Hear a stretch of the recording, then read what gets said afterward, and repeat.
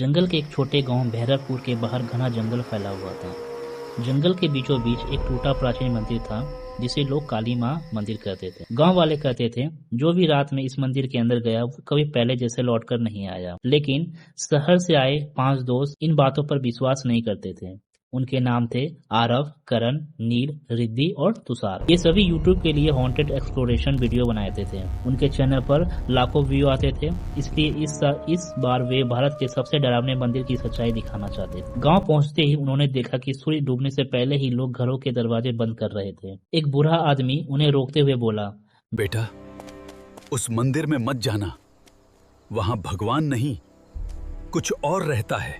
अब हंस पड़ा। अंकल, ये सब स्टोरीज व्यू बढ़ाने के लिए अच्छी लगती है। बूढ़े आदमी की आंखें अचानक डर से फैल गई। आज अमावस्या है, आज वो जागेगा। हवा ठंडी हो गई। दूर जंगल की दिशा में मंदिर की घंटी की आवाज आई, टन टन टन, जबकि उस मंदिर में पिछले 40 साल से कोई पूजा नहीं हुई। रात 10 बजे पांचों दोस्त कैमरा और फ्लैश लाइट लेकर जंगल की ओर निकल पड़े। जंगल में अजीब सन्नाटा था, ना कोई जानवर, ना कोई कीड़े, सिर्फ पैरों के नीचे सूखे पत्तों की आवाज। करीब 20 मिनट चलने के बाद उन्हें मंदिर दिखाई दिया। विशाल पत्थरों से बना काला मंदिर जिसकी दीवारों पर अजीब आकृतियां बनी थी। मंदिर के ऊपर कौवे बैठे थे, लेकिन कोई आवाज नहीं हो रहे थे। रिद्धि धीरे से बोली, मुझे यहाँ कुछ अच्छा नहीं लग रहा। अचानक करण की फ्लैश लाइट बंद हो गई। अरे यार, बैटरी अभी फुल थी। तभी कैमरे में कुछ रिकॉर्ड हुआ। मंदिर के दरवाजा पर एक लंबी काली आकृति कुछ सेकंड के लिए दिखाई दी और गायब हो गई, लेकिन किसी ने नोटिस नहीं किया। फिर मंदिर के अंदर बहुत घूप अंधेरा था। दीवारों पर सूखा हुआ खून जैसा लाल रंग फैला हुआ था। चारों तरफ जली हुई अगरबत्तियों की बदबू आ रही थी। मंदिर के बीचों बीच एक विशाल मूर्ति खड़ी थी, लेकिन उसका चेहरा टूटा हुआ था। नील कैमरे में बोलने लगा, गाइस, ये शायद कोई इंसिडेंट टेम्पल है। अभी पीछे से किसी महिला की रोने की आवाज आई।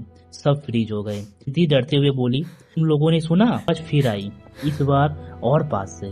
करण ने फ्लैश घुमाई। कोने में सफेद साड़ी पहनी कोई बैठा था, उसके लंबे बाल जमीन तक थे। तुषार धीरे से उसके पास गया। हेलो, कौन है आप?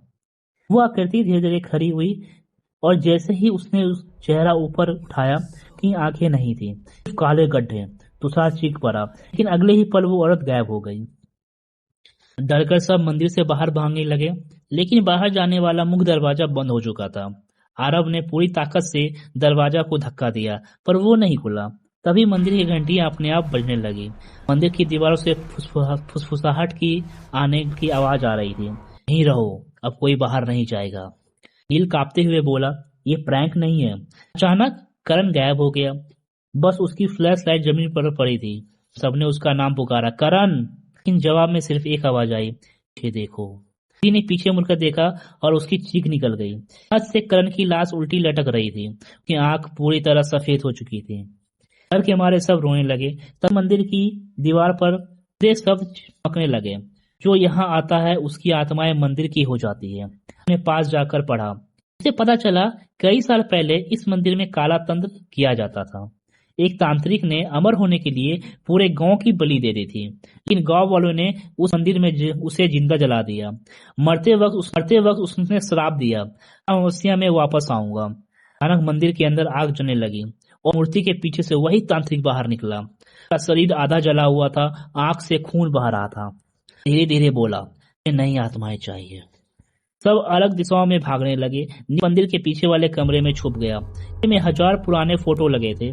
फोटो में से सभी लोगों की तस्वीर थे जो मंदिर में पहले मर चुके थे। इन सबसे आखिरी फोटो देखकर उसका खून जम गया। उसकी खुद की तस्वीर लगी हुई थी आज की तारीख के साथ। पीछे से आवाज आई, तुम लोग पहले ही मर चुके हो।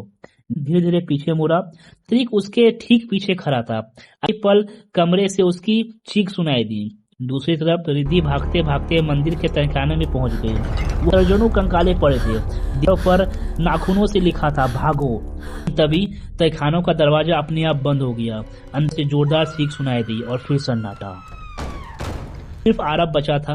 पूरा मंदिर खून और धुएं से भर चुका था। घंटियां लगातार बजती जा रही थी। होते हुए बाहर निकलने का रास्ता ढूंढ रहा था। तभी उसे वही बूढ़ा आदमी दिखाई दिया जिसे उसे चेतावनी दी थी। बोला, मंदिर से कोई जिंदा नहीं निकलता। आप लाया, मुझे बचाओ। बूढ़ा आदमी धीरे धीरे मुस्कुराने लगा और ना उसका चेहरा जलने लगा। वो नहीं, वही तांत्रिक था। उसने आरव का गला पकड़ लिया। अब तू हमेशा यहीं रहेगा। के अंदर जोरदार चीख गूंजी और फिर सब शांत हो गया।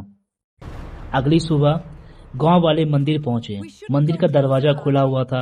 अंदर कोई नहीं था, ना लाशें, ना कैमरे, कुछ भी नहीं था। बस मंदिर की दीवार पर ताजा खून से लिखा था, अगली अमावस्या फिर आना। पर फिर आना। और मंदिर के अंदर से फिर वही घंटी आवाज आई। उसके बाद उन 5 यूट्यूबर्स का कभी कोई पता नहीं चला। कहते हैं अगर अमावस्या की रात उस जंगल के पास जाए तो मन के अंदर से कैमरे की रिकॉर्डिंग लाइट आज भी चमकती दिखाई देती है। दोस्तों, यही कहानी है आज की इस यूट्यूबर्स की। आप लोग से भी अनुरोध है, कृपया किसी भी हॉन्टेड जगह को आप लोग किसी भी हल्के में ना ले और उससे मजाक बिल्कुल भी ना करें। Thank you.